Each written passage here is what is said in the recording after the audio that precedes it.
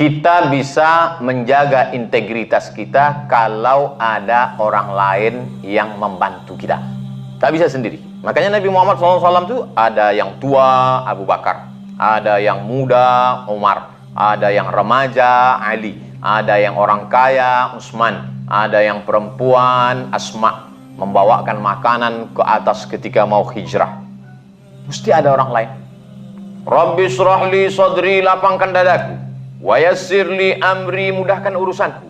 Wahlul 'uqdatam min lisani, lancarkan bicaraku, lidahku supaya jangan patah-patah, supaya aku ngomong itu sampai ke hati orang.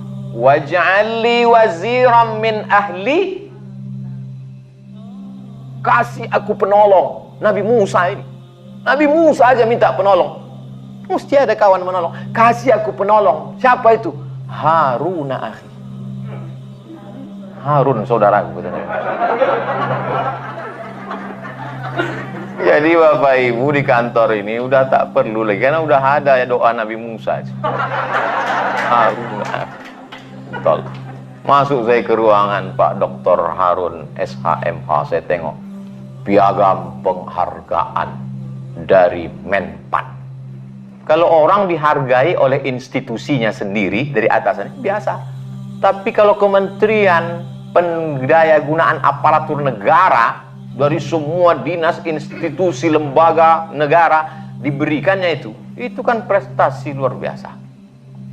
Kenapa tak ada yang bertepuk tangan?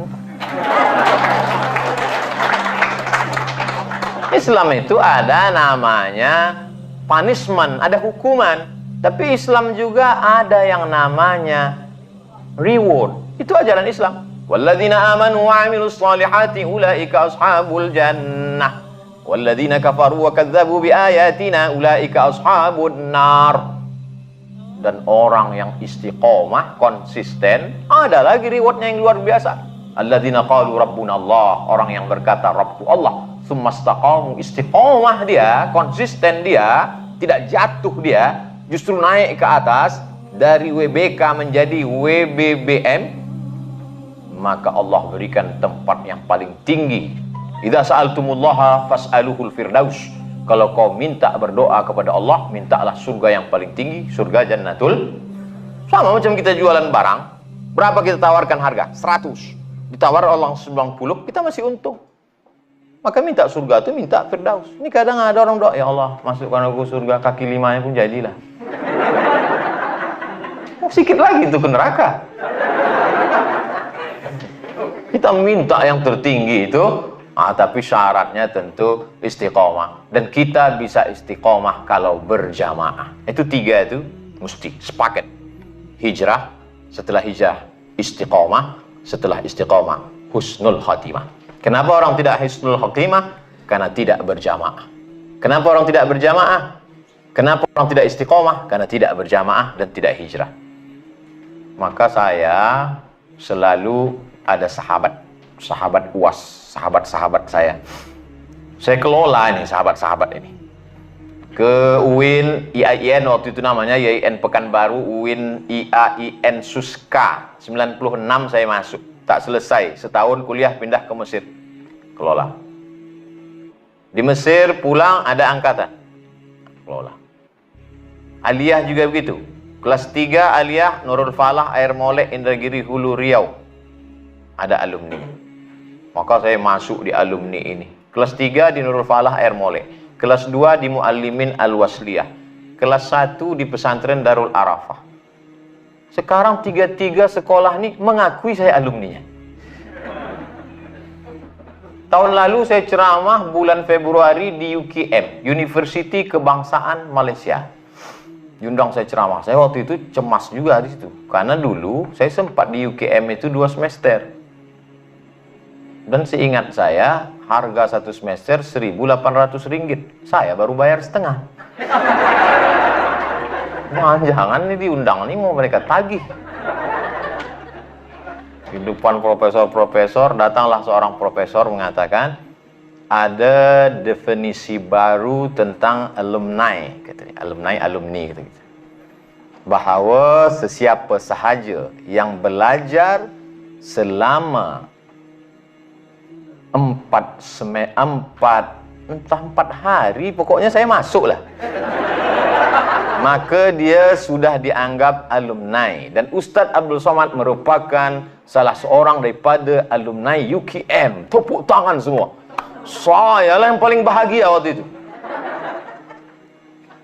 Bersahabat. Jadi kalau saya datang di mana-mana tuh saya menganggap sahabat. Begitu juga dengan saya ceramah di sini bersama sahabat. Kalau ceramah yang betul-betul orasi dengan orang lain kan tak begini bunyinya. Tentu kita jaga wibawa kita kan. Karena ini kan macam ngobrol aja, macam cerita. Singgahlah saya ke rumah seorang ibu tua.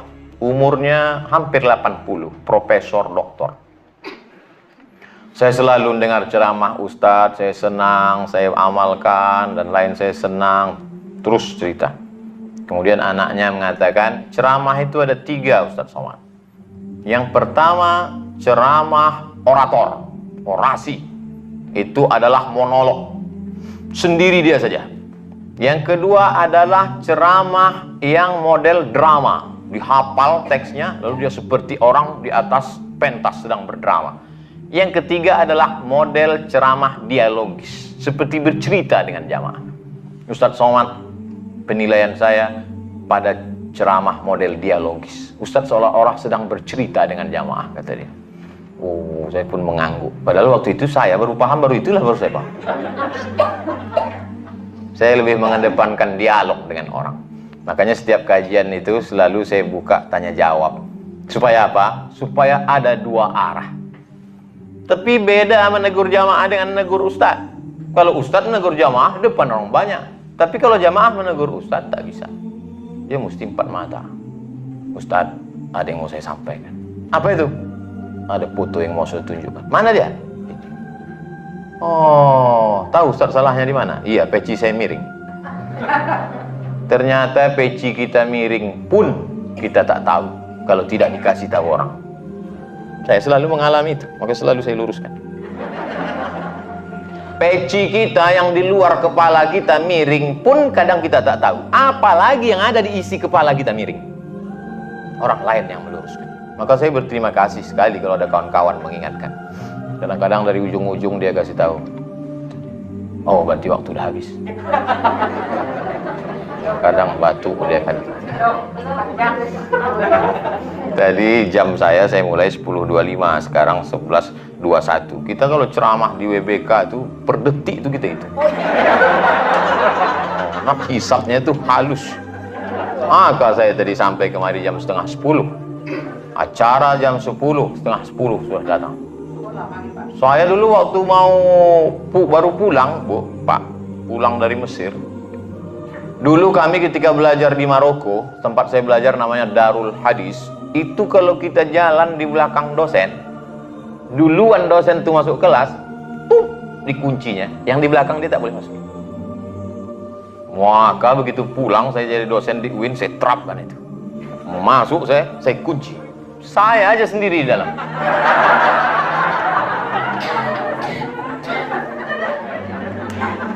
Lama-lama saya berpikir, sesudah sebulan 2 bulan, 2 kemungkinan. Kalau aku tak bisa merubah mereka, aku yang berubah ikut macam mereka. Akhirnya setiap jadwal jam 8:15 saya datang. Karena kalau saya datang jam 8, tak ada orang. Sudah begitu. Maka disiplin yang ada di PTA Pekanbaru ini mesti diterapkan di seluruh kampus, kantor, mesti mengikut seperti kantor-kantor lain datang mesti dibanting. Aku sampaikan kepada kalian yang belum dapat WBA, wahai webinar dimanapun berada, maka datang kemari bagaimana supaya bisa dapat. Tapi yang sudah WBK tadi pula, jangan sampai hanya puas sampai di WBK, mesti ada peningkatan. Kalau masalah prestasi, kita mesti lihat. Kalau dalam masalah ibadah, kita mesti lihat ke atas. Tapi kalau masalah dunia, berapa banyak orang naik mobil mewah harga 2 miliar, mengeluh kata dia Tuhan tidak adil. Kenapa? Karena kepalanya melihat ke atas temannya yang naik pesawat pribadi. Tak ada harga mobil. Ini nengoknya pesawat. Saya waktu naik pesawat pribadi itu Pak, dijemput ke Pekanbaru. Di foto, di share. Wah, maaf pun komen. Hebat ya, kata dia. Wah, dia tak tahu awak naik sampan ke talang mawar. Begitulah kalau kita ini selalu mendongak ke atas. Tapi kalau memandang ke bawah, datang syukur kita. Orang tidak akan sampai pada derajat syukur kalau dia tidak pernah mau melihat nikmat Allah Subhanahu wa taala kepada seluruh berbagai macam jenis model manusia. Saya termasuk orang yang susah menangis. Banyak orang nangis, sikit-sikit menangis, sikit-sikit menangis. Saya susah. Makanya pernah saya disuruh membimbing i'tikaf. I'tikaf itu kan mesti menangis malah. Udah saya muhasabah, ya Allah, begitu banyak, tak ada menangis. 10 menit udah tak ada menangis. Lama-lama menangis saya, kenapa orang ini tak bisa menangis? Ya Allah, kenapalah orang ini tak menangis? Akhirnya menangis juga orang. Saya susah menangis. Tapi ada masanya saya ceramah di Panam. Itu memang dari mulai masjid itu sampai pulang tak berhenti tangis. Maaf, beribu maaf. Putus dua tangan. Putus. Tapi doanya lama. Pas di depan saya dia sholat. Hancur hati saya menengok. Kenapa tangan dia putus tapi doanya panjang? Tanganku lengkap, berdoa di... Bahkan tak berdoa lagi. Kanan kiri pur ke kantin. Jadi kadang memang kita ini kurang bersyukur. Efek dari kurang bersyukur itu kita tidak menganggap bahwa hidup ini nikmat. Kita tak menganggap ini nikmat. Makanya kalau ada jamaah mengatakan, Ustadz enggak capek naik pesawat ke Surabaya, habis itu ke Jakarta, habis itu ke Medan, habis itu ke Makassar. Selalu tuh banyak jamaah yang komen gitu. Ustadz enggak capek? Dalam hati saya, kan cuma duduk di pesawat. Dulu ke Pasir Pangarayan 4 jam. Ke Bagan Siapi-api 7 jam. Ke Tembilahan 7 jam. Belum lagi jembatannya. Cuman tak saya sebutkan itu. Kalau saya biar nampak bergaya sedikit kan. Jadi apa yang dilihat orang suatu kesulitan itu belum ada apa-apanya dibandingkan perjuangan kita dulu. Saya selalu mengingat-ingat itu. Saya selalu mengenang-enang itu supaya saya bersyukur kepada Allah. Saya tulis itu. Ada buku diary yang selalu saya baca. Saya tulis. 2009 sampai ke Pekanbaru, pembagian jadwal ceramah. Asar jam 4 ku survei tempatnya. Masuk jalan Garuda Sakti, ujung belok kiri, habis aspal, jalan tanah, lampu 5 watt. Nah, disitulah jadwal. Supaya datang syukur kita kepada Allah SWT. Foto pun begitu. Foto itu saya simpan. Foto saat-saat susah, saat-saat sulit. Supaya kita bersyukur kepada Allah Subhanahu wa Ta'ala. Saya hari ini sedang berhadapan dengan orang-orang yang punya masa lalu, yang hari ini diangkat Allah derajatnya, dan dia menjadi orang-orang yang bersyukur. Dengan bersyukur itulah Allah akan menambah nikmat iman Islam kita. Kita menjadi istiqomah dan mati dalam keadaan husnul.